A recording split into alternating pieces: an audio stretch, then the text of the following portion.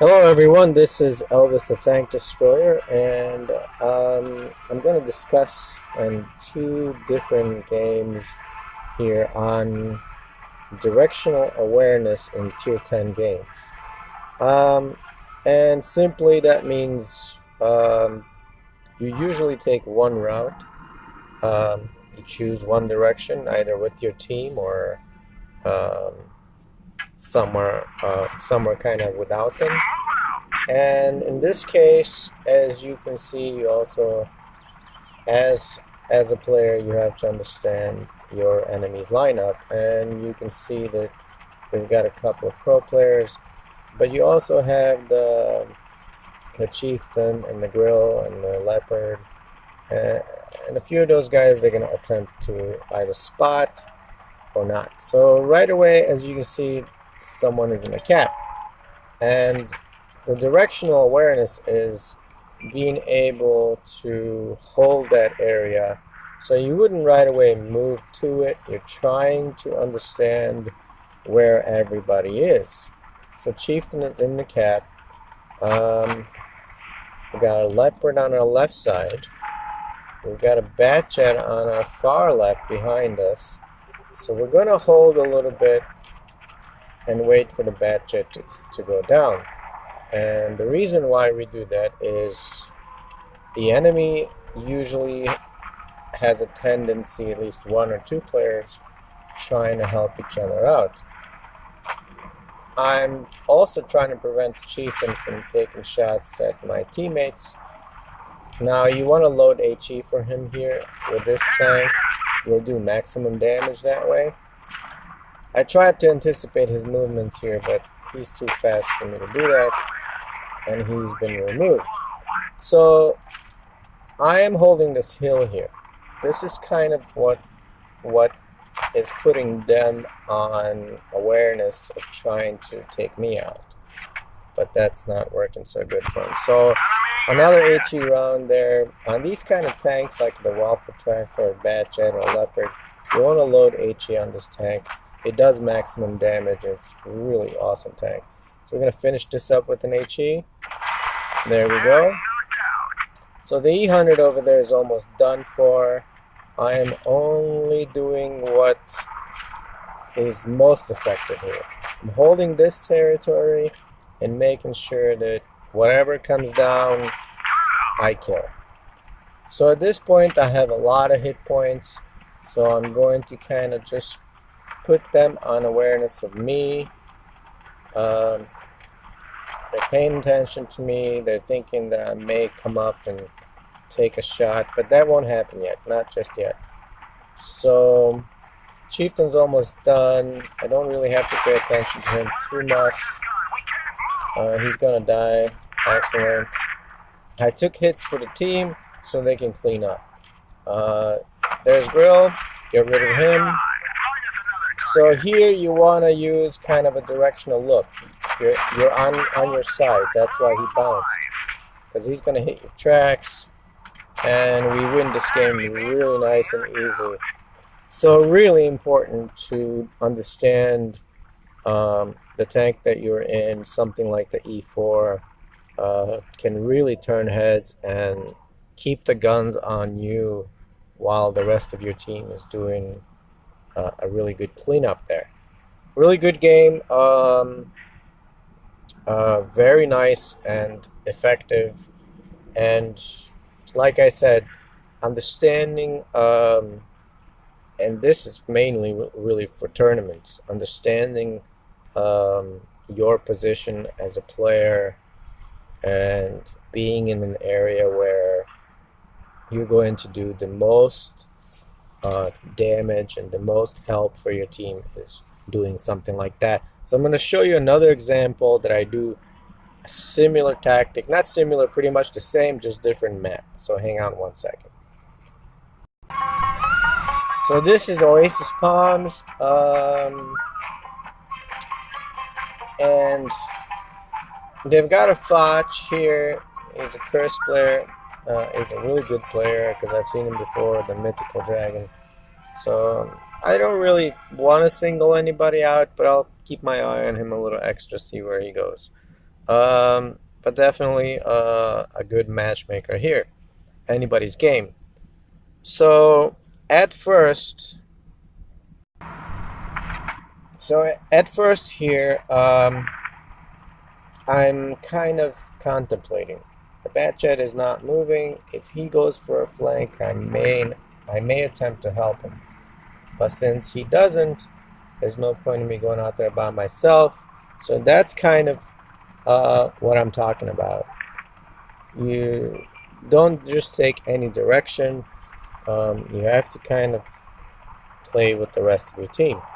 So we're reading this already. The VK72, the M103, the IS-8 are coming in from the red line, and I don't see anybody else. So the first thing I'm going to do is tag along with the E100. That's an obvious decision. And you would do something like this in the tournaments. So what happens is I'm just going to kind of sit here and see if the rest of them are there. Because if not, we can make a push. With my gun and the E100 Chieftain here. So yeah, so take a look at this real quick. So what we have here is there are 4 enemy tanks all the way in the desert. The moment you see that, the first thing you have to do is push the enemy, because now they're alone, and those guys in the desert, it's going to take them a while to get to you. Not too long, but at least a good 30 seconds. And those 30 seconds, you can clean out that right area pretty quickly. So let's take a look what happens here. So I push with the E100. He comes in and he wants to take down the IS-8. I'm thinking to hit him with the HE round, but that doesn't happen. Alright, being extra careful. So now I switch to AP and I'm going for the VK. I had my gun ready for him. I'm still haven't been spotted, so I should be able to sneak up on him and put a round in him. There it is. Perfect.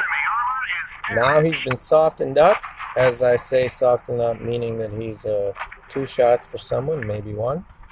M103 is my next target. I'm just paying attention to everybody else. He reverses too far. So now, as you can see, I've got my team over here moving forward. They're moving to the right. I'm going to cover left. You don't go right with them. There's no point of 3 tanks heading in that direction. You want to go left. So this guy disappears on me, but I take a shot anyways. I come back, and I'm waiting to reload. There's no point in me peeking out or trying to be some kind of genius over here. I'm just going to reload and then make the move. So I don't see the FV yet. We're at 4-3. Foch pulls back quickly. There he is. Now he's really not doing anything. That guy is doing nothing for his team.